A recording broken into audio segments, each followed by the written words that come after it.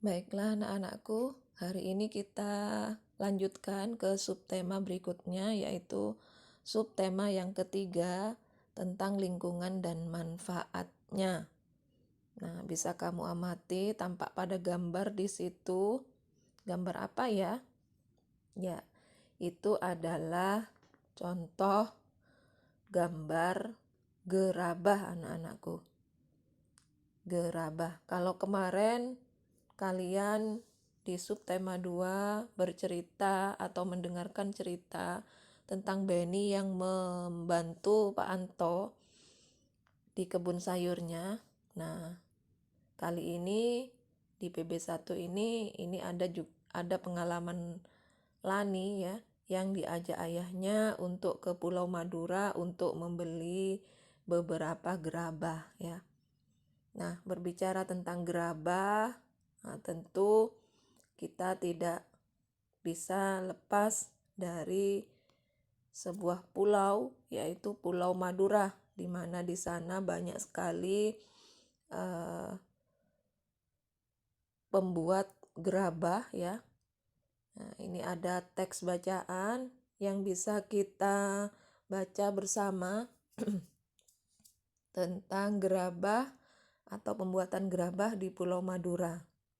Kita baca bersama yuk. Gerabah dari Pulau Madura, salah satu warisan karya budaya yang sangat tua, luas persebarannya dan mampu bertahan hingga sekarang adalah gerabah, yaitu barang pecah belah yang berasal dari tanah bakar yang dibuat secara tradisional. Gerabah juga dikenal dengan sebutan tembikar anak-anak. Nah, gerabah ini konon sudah dibuat oleh manusia sejak mereka hidup menetap dan mulai bercocok tanam beberapa ribu tahun sebelum tahun Masehi. Dan kini masih kita dapatkan di seluruh pelosok Nusantara, tidak terkecuali di Pulau Madura, anak-anakku. Pada situs kebudayaan purbakala banyak dijumpai gerabah atau tembikar yang difungsikan sebagai peralatan atau pekakas rumah tangga, juga untuk keperluan ibadah, seperti penguburan mayat. Gerabah yang paling sederhana dibuat dan dibentuk hanya menggunakan tangan dengan ciri adonan yang kasar dan bagian-bagian gerabah tersebut masih dipenuhi oleh jejak-jejak jari. Selain itu bentuknya kadang tidak simetris.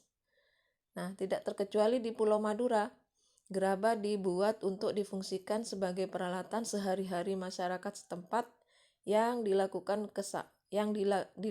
secara tradisional seperti apa yang dilakukan pendahulunya ya. Kesamaan pembuatan gerabah di Madura sekarang ini dengan para pendahulunya adalah proses pembuatan dan bentuknya yang masih tradisional, sama seperti gerabah yang dihasilkan zaman dahulu.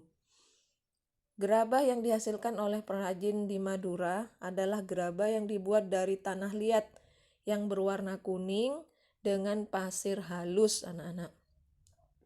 Tanah liat hitam dapat juga digunakan, tetapi kualitasnya kurang baik. Nah, beberapa daerah di Madura menjadi penghasil gerabah, seperti, nah ini beberapa daerah, Mandala Andulyang, Duko Rubaru, Yongkatan Yangean, Baragung, Pademawa, Dalpenyang, Pakaporan, dan Blega Bangkalan. Di antara daerah tersebut yang sangat terkenal adalah Karangpenang, Sampang, dan Andulang, Sumeneb. Kedua daerah tersebut memproduksi gerabah dalam bentuk genteng. Memang tidak semua daerah di Madura menghasilkan gerabah, karena tidak semua wilayah di Madura itu memiliki struktur tanah liat yang dijadikan bahan dasar pembuatan gerabah. Secara umum, tanah di Madura mengandung pasir yang tinggi karena Pulau Madura kita tahu dikelilingi oleh pantai sehingga tidak bisa digunakan untuk membuat gerabah. Nah, di antara daerah penghasil gerabah tersebut ada semacam perjanjian kerja anak-anak untuk membuat barang-barang yang sudah ditentukan secara turun-temurun atau spesialisasi. Dengan spesialisasi ini, persaingan bisa dicegah. Gerabah Madura juga memiliki kekhasan lokal yang disebabkan oleh keahlian atau keterampilan pengrajin, tersedianya bahan, teknik pembuatan, dan teknik pembakaran. Dengan spesialisasi dan ciri khasnya itu, banyak kampung diberi nama sesuai dengan nama jenis tembikar tertentu. Ya. Berikutnya, peralatan pengrajin gerabah Madura adalah alat-alat tradisional yang tidak jauh bedanya dengan yang sudah digunakan zaman prasejarah. Ini contoh-contoh peralatannya yang digunakan ya. Ada yang disebut panompuk, panempa, kemudian pangorek, panyambungan, pangelet ya, kemudian pangajeken, pangabuan, panompol ya, kemudian werkewer, kemudian pamotong, kemudian pungku ya, itu beberapa peralatan yang digunakan. Kemudian adapun proses pembuatan gerabah dilakukan dengan tahapan yang harus dilakukan berurutan anak-anak. Ini prosesnya kurang lebih ada 8 ya. Yang pertama menyiapkan bahan yaitu tanah liat, kemudian mengaduk tanah liat dengan dicampur air. Kemudian setelah jadi adonan diambil perbongkahan untuk dibuat bentuk kasar. Yang keempat dengan menggunakan kain pangelet bibir atau pinggiran bongkahan dibentuk sehingga bulat melingkar. Yang kelima, bila yang dibuat sejenis periuk, maka ketika pinggiran atau bibir sudah jadi, lalu diangin-anginkan. Baru kemudian membuat bagian perut yang terpisah dengan bibir. Kemudian setelah jadi perut dan bibir disambung dan diperhalus. Yang berikutnya, bila yang dibuat bertelinga atau bertangkai, maka dibuatkan telinga atau tangkai untuk kemudian ditempelkan atau digabungkan dan diperhalus. Setelah halus dan diteliti kesempurnaannya, kemudian dijemur atau dibakar hingga benar-benar kering. Yang kedelapan, langkah terakhir setelah kering adalah dibersihkan. Namun untuk beberapa daerah yang masih menyempurnakannya dengan cat yang berasal dari lumpur ya. Kemudian berikutnya, keberadaan pengrajin gerabah di Madura ini telah banyak memberikan manfaat, baik untuk pengrajin, pemakai, maupun untuk masyarakat umum. Pemakai gerabah Madura memperoleh banyak keuntungan, seperti harga murah, anti karat, mudah dibersihkan, dan mengurangi polusi. Di samping itu, juga dapat menyerap banyak tenaga kerja. Kerajinan gerabah ini juga merupakan salah satu cara melestarikan warisan budaya yang telah turun-temurun. Mengingat manfaat-manfaatnya tersebut, maka pelestariannya perlu mendapat perhatian kita semua. Salah satu caranya dengan menjaga kualitas ya. Meski gerabah masih tetap diproduksi, tetapi dalam perkembangannya dihadapkan pada produk modern anak-anak. Produk modern tersebut tidak hanya proses pembuatannya yang modern, namun juga menggunakan bahan yang lebih praktis dan lebih tahan lama, seperti dari plastik, karet, besi, dan aluminium. Akibatnya, lambat laut menggeser keberadaan gerabah. Nah, para pengrajin pun juga terancam. Itu ya, tentang gerabah di Pulau Madura. Nah, setelah kita membaca teks bacaan tadi ya, seperti biasa kita juga harus bisa menentukan ide pokok dari setiap paragraf. Nah, di situ ada 11 paragraf anak-anak ya.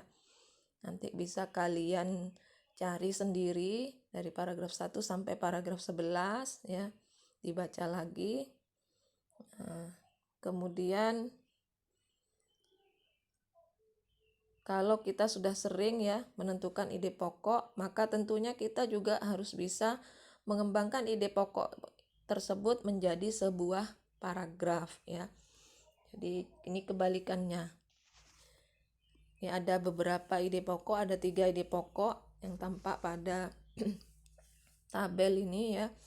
Nah, ini kalian diminta untuk menjadikan atau mengembangkannya menjadi sebuah paragraf ya. Jadi pokok yang pertama, tanah liat banyak kegunaannya. Nah, ini kalian bisa kembangkan menjadi sebuah paragraf. Kemudian ide pokok yang kedua, proses pembuatan gerabah dari tanah liat. Kalian kembangkan menjadi sebuah paragraf. Kemudian ide pokok yang ketiga, macam-macam peralatan yang terbuat dari tanah liat. Nah, ini kalian juga bisa kembangkan menjadi sebuah paragraf anak-anak. Jadi ini aja tugasnya, karena menentukan ide pokok sudah sering ya. Nah, kalau mengembangkan ini masih perlu latihan lagi. Nah, ini kalian kembangkan menjadi sebuah paragraf. 3 ide pokok ini. Tuh anak-anak ya. Nah, ingat kepada Lani, cerita Lani tadi. Jadi Lani dan ayahnya ini pergi kemana tadi? Ya, ke Pulau Madura anak-anak ya. Untuk membeli beberapa gerabah. Nah, ternyata sesampainya di tempat produksi gerabah, di sana juga terdapat ruang pajang yang memamerkan berbagai hasil kerajinan gerabah anak-anak. Nah, bagi pelanggan yang akan membeli gerabah, tinggal menunjuk yang mana yang akan dibeli ya di ruang pajang tersebut. Kemudian baru diambilkan oleh pengrajin di tempat produksinya atau di gudangnya ya. Dan ternyata kualitas gerabah-gerabah ini juga sangat baik menurut Ayah Lani ya. Sehingga Ayah Lani katanya jadi bingung karena semuanya bagus-bagus.